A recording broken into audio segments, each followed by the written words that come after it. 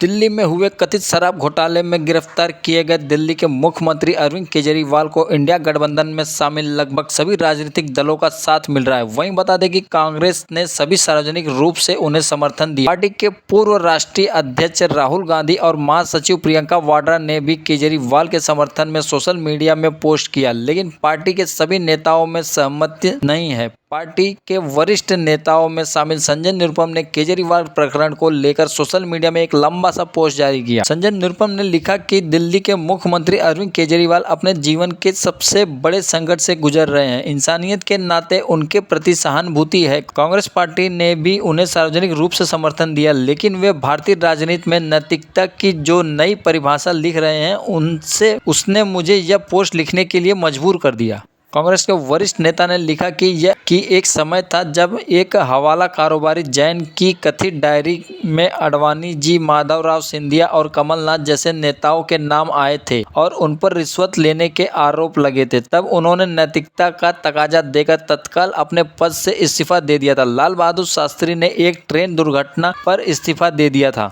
अभी हाल में जब वे इंडिया अगेंस्ट करप्शन का तमाशा पूरे देश को दिखा रहे थे, तब यूपीए सरकार के मंत्रियों ने भ्रष्टाचार के छिछले आरोपों पर भी अपने पद से इस्तीफा दे दिया था। कुछ महीने पहले की बात है कि झारखंड के मुख्यमंत्री हेमंत सोरेन ने गिरफ्तारी से पहले पद छोड़कर एक नैतिक आचरण पेश किया। हजारों साल पीछे जाएं तो अपने पिता के वचन के लिए राम ने राजपाट त्याग दिया था, जिसके लिए राजपाट छीना गया था। वह कभी भी राजा रामचंद्र के सिंहासन पर नहीं बैठा, बल्कि खड़ाउल रखकर तब तक राज चलाया जब तक उनके बड़े भाई राम लौटे नहीं। भारत की ऐसी समृद्ध परंपरा रही है। दिल्ली के शराब घोटाले की सच्चाई क्या है, इसका फैसला अदालत को करना है, पर एक मुख्यमंत्री पर इस घोटाले में भ्रष्टाचार का आरोप लगा है। उनकी गिरफ्तारी हुई है, वे कस्टडी में हैं और मुख्यमंत्री पद से अभी तक चिपके हुए हैं। यह कैसी नैतिकता है? उन्हें तत्काल अपने पद से इस्तीफा दे देना चाहिए। और भारत की राजनीति में महज 11 साल पुरानी पार्टी ने पूरी तरह अनैतिकता हो जाने की एक मिसाल पेश कर दी है। हम अपने अपने राजनीतिक कुनबे में हिसाब से पूरी घटना पर स्टैंड ले रहे हैं, पर खतरा यह है कि केजरीवाल जी की अपनी कुर्सी से चिपके रहने की जिद आगे जाकर भारतीय राजनीति को और खोखली कर देगी। इस खतरे को राजनीति से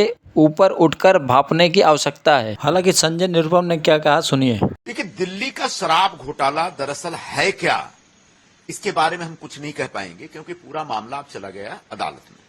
यह अदालत को तय करना है कि सही है कि गलत है। केजरीवाल जी ने पैसे लिए नहीं लिए, यह अदालत तय करेगा। इस बारे में मैं कोई टिप्पणी नहीं कर रहा हूं। लेकिन जब किसी व्यक्ति पे भ्रष्टाचार का आरोप लगता है और खासकर वो मुख्यमंत्री के पद पर है, तब इस तरह का मैसेज आना कि वो जेल में रह के भी सरकार चलाएंगे, मुख्यमंत्री पद से इस्तीफा नहीं देंगे, मुझे लगता है बहुत ही खतरनाक ट्रेंड की ओर इंगित करता है।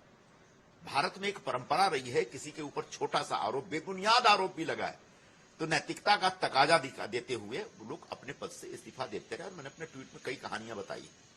अभी हाल में जो हेमंत सोरेन झारखंड के मुख्यमंत्री थे, उनके ऊपर भी जब आरोप लगा तो वो गिरफ्तारी से पहले वो रिजाइन करते हैं। लेकिन आज जो ईमानदारी का हमको 2011 से लेकर 14 के बीच जबरदस्त पाठ पढ़ाया गया था जिनकी तरफ से, और हम लोग उस समय टेलीविजन पर इनके सारे आरोपों को बहुत बढ़िया से झेलते थे और परेशान हो जाते थे, ऐसे व्यक्ति ने जिसने कहा कि मैं ईमानदारी, कट्टर ईमानदार हूं, ऐसा व्यक्ति नैतिकता का जो एक बुनियादी आधार है उसका कोई भी एक प्रदर्शन नहीं कर रहा। ईमानदारी की जो किताब होती है ना, उसका पहला अध्याय नैतिकता पर आधारित होता है। जो ईमानदार है उसका नैतिक होना पड़ेगा, और अगर नैतिकता इनके अंदर नहीं है तो फिर आगे बहुत सारे सवाल उठेंगे। इसलिए अगर आप ईमानदार हैं तो आपकी नैतिकता के आधार पर आपको इस्तीफा दे देना चाहिए। ऐसा मेरा व्यक्तिगत तौर पर, इंसानियत के नाते और भारतीय राजनीति में नैतिकता बची रहे, इस आधार पर हमारी ऐसी अपेक्षा होगी। क्योंकि अगर मुख्यमंत्री जेल में रह करके सरकार चलाएगा तो पूरे सरकार के कामकाज के तमाम गोपनीय जानकारियां उसके पास रहेंगी। क्या यह संभव है? एक व्यक्ति जब जेल में जाता है तो वो सजा भोगता है। जब सजा भोगता है तो उसको एक खास तरीके से एक जेल के मैनुअल के अंदर काम करना होता है।